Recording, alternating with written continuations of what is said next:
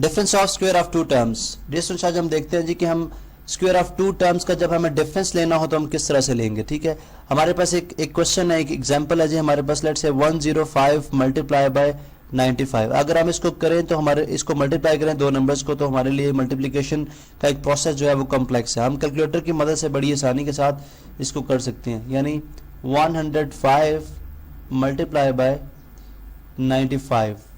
95। ठीक है, तो हमारे पास जो आंसर है वो है जी 9975। तो हम यहाँ पे लिख लेते हैं 9975। ठीक है, अब ये तो बाय यूजिंग कैलकुलेटर हमने इसको मल्टीप्लाई किया। अब लेट्स से अगर हमें ये बोला जाए कि इसी का जो प्रोडक्ट है वो without using calculator, without calculator अगर हमें करना पड़े तो हम किस तरह से कर सकते हैं। ठीक है, अब अगर आप देखें कि अगर मैं 105 को यानी 105 मल्टीप्लाई बाय 95 को अगर मैं इस तरह से लिखूं, 105 को मैं लिख लूं 100 प्लस 5। ठीक है, और इसी तरह जो 95 है इसको मैं लिख लूं 100 माइनस 5। ठीक है, तो ये सेम मीनिंग दे रहा है। ठीक है, यानी 105 मल्टीप्लाई बाय 95 ही है। ठीक है, अब अगर आप देखें इन दोनों को अगर हम मल्टीप्लाई करें उसी तरह जो हम डिस्ट्रीब्यूटिव लॉ अप्लाई करते हैं। ठीक है, वो किस तरह से जी कि फर्स्ट केस के अंदर जो है वो 100 मल्टीप्लाई होगा इस पूरी टर्म के साथ, फिर 5 मल्टीप्लाई होगा पूरी टर्म पूरी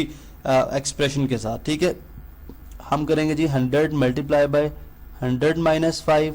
ठीक है, प्लस 5 मल्टीप्लाई बाय 100 माइनस 5। ठीक है, अब इसी तरह से next process distributive law apply कर ले। ठीक है, रियल टाइम्स के अंदर डिस्ट्रीब्यूटिव लॉ अप्लाई करेंगे हम तो हमारे पास ये आंसर आएगा जी 100 इंटू 100 मल्टीप्लाई बाय 100 आ गया। ठीक है, इसी तरह नेक्स्ट हमारे पास आएगा प्लस सॉरी नेगेटिव साइन है। ठीक है, माइनस 5 इंटू 100। ठीक है, यानी 100 पहले 100 के साथ फिर 5 के साथ, इसी तरह 100 के साथ फिर नेगेटिव 5, यहाँ पे भी नेगेटिव 5 है तो मतलब नेगेटिव 5 के साथ। ठीक है, यहाँ पे प्लस 5 इंटू 100 और माइनस इंटू प्लस, ये मल्टीप्लाई होंगे तो क्या आ जाएगा माइनस, क्या आ जाएगा माइनस 5 इंटू 5। ठीक है, अब नेक्स्ट देखिए 100 इंटू 100 को मैं लिख सकता हूँ 100 स्क्वेयर। ठीक है, इसी तरह 5 इंटू 100 को मैं लिख सकता हूँ 500, प्लस 5 इंटू 100 को लिख सकता हूँ प्लस 500 और माइनस 5 को लिख सकता हूँ माइनस 5 का स्क्वेयर।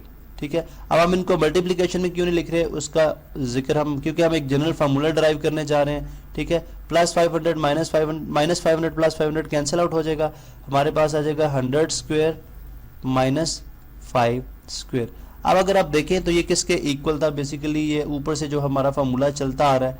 ठीक है, जो कि है जी 105 मल्टीप्लाई बाय 95 जो कन्वर्ट हुआ 100 प्लस 5 इंटू 100 माइनस 5। अब लेट्स से मैं यहाँ पे लिख देता हूँ जी कि 100 प्लस 5 इंटू 100 माइनस 5 जो है वो सिंप्लीफाई होके हमारे पास जो बच गया वो है 100 स्क्वेयर माइनस 5 स्क्वेयर। अब से मैं यहाँ पे इनको जनरल टर्म से रिप्लेस कराता हूँ। मैं सपोज करता हूँ a इज इक्वल टू 100 है और b हमारे पास जो है वो किसके इक्वल है 5 के इक्वल। तो इससे हमारे पास जो जनरल फॉर्म ऑफ फर्स्ट कर लिए हमने वेरिएबल सपोज कर लिए या दो टर्म्स हैं। ठीक है, इस केस में जो इसको अगर हम रीशेप करें a और b से रिप्लेस करें तो ये बनेगा a प्लस बी। ठीक है, multiply by a minus B जो कि इक्वल होगा a स्क्वेयर। ठीक है, माइनस b स्क्वेयर के। ठीक है, अब अगर हम इसी को करें सॉल्व करें मल्टीप्लाई करें तो हमारे पास बनेगा जी 100 का स्क्वेयर। ठीक है, माइनस 5 का स्क्वेयर। अब 100 का स्क्वेयर हमारे पास क्या है 10,000। ठीक है, 10,000।